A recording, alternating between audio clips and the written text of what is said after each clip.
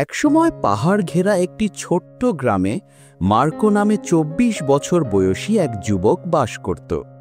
Marco খুবই অস্থির ছিল, তার মন সবসময় চিন্তায় ভরা থাকত।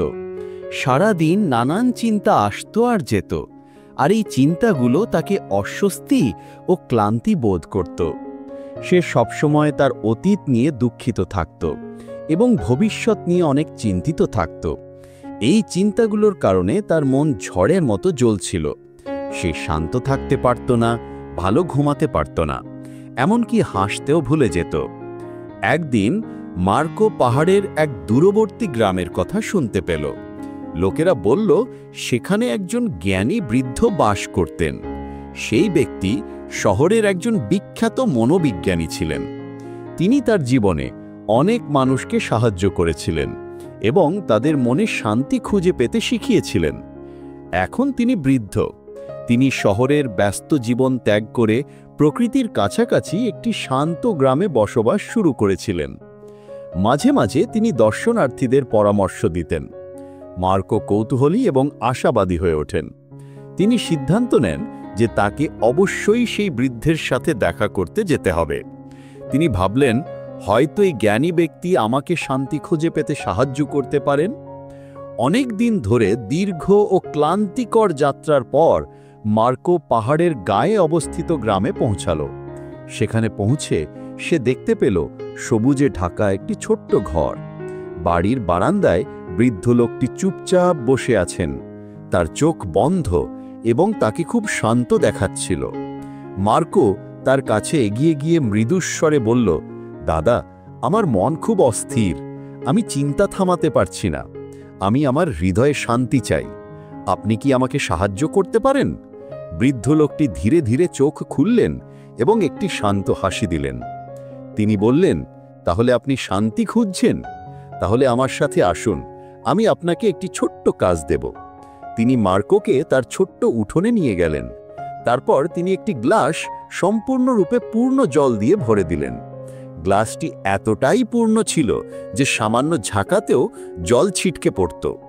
তিনি মার্কোকে গ্লাসটি দিয়ে বললেন, এখান থেকে গ্রামের প্রান্তে হেঁটে যাও এবং তারপর ফিরে এসো, কিন্তু মনে রেখো, এক ফোঁটাও পানি ফেলো না। মার্কো অবাক হয়ে তার দিকে তাকালো, কিন্তু সে তার সেরাটা দিতে চেয়েছিল, তাই সে চ্যালেঞ্জ গ্রহণ করল। সে সাবধানে গ্লাসটি ধরে হাঁটতে শুরু করল।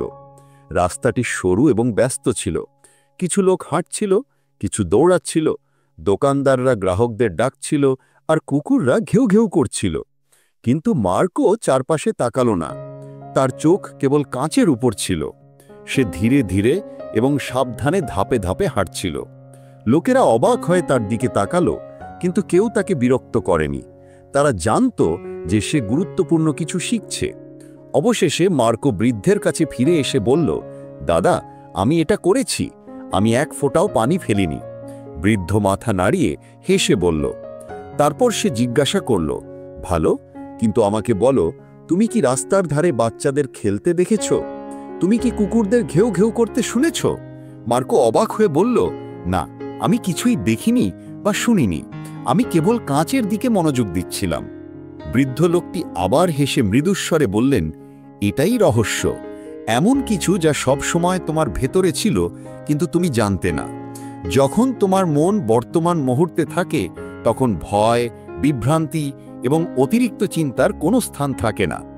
তুমি কেবল কাঁচের জলের কথা ভাবছিলে। সেই সময় তোমার মন সম্পূর্ণ শান্ত হয়ে গিয়েছিল। তুমি অতীতের জন্য দুঃখিত ছিলে না, তুমি ভবিষ্যতের জন্য ভীত ছিলে না। ধীরে ধীরে মার্কো বুঝতে শুরু করে, এই শান্তি সে খুঁজছিল। শান্তি এমন কিছু নয় যা আমরা বাইরে খুঁজে পাই। আমরা যখন বর্তমান মুহূর্তে বাস করি, তখন শান্তি ইতিমধ্যে আমাদের ভিতরে থাকে। মার্কো মাথা নিচু করে মৃদুস্বরে বলল, দাদা, এখন আমি বুঝতে পারছি, যদি আমি আমার মনকে শান্ত করতে চাই, তাহলে আমাকে এই মুহূর্তে আমার মনকে রাখতে হবে, তখনই প্রকৃত শান্তি আসে। বৃদ্ধ লোকটি আবার হাসলেন। সূর্য অস্ত যাচ্ছিল এবং শেষ আলো মাটিতে স্পর্শ করছিল। পাখিরা তাদের নিড়ে ফিরে যাচ্ছিল। মার্কো বাড়ি ফিরে যেতে শুরু করলেন, কিন্তু এখন সে আগের অস্থির যুবক ছিল না। সে বদলে গিয়েছিল। সে ভেতরে শান্ত ছিল, কারণ এখন সে জানত কিভাবে মনকে শান্ত করতে হয়। গল্পটি যদি আপনার ভালো লাগে তাহলে দয়া করে এটিকে একটি লাইক দিন এবং আপনার বন্ধুদের সাথে শেয়ার করুন। আর এই ধরনের আরও অনুপ্রেরণামূলক গল্পের জন্য আমাদের চ্যানেলটি সাবস্ক্রাইব করতে ভুলবেন না। আমাদের সাথে থাকার জন্য আপনাকে ধন্যবাদ। পরবর্তী গল্পে নতুন চিন্তা ভাবনা এবং নতুন শিক্ষা নিয়ে দেখা হবে। ততক্ষণ পর্যন্ত ভালো থাকুন এবং শান্তিতে থাকুন।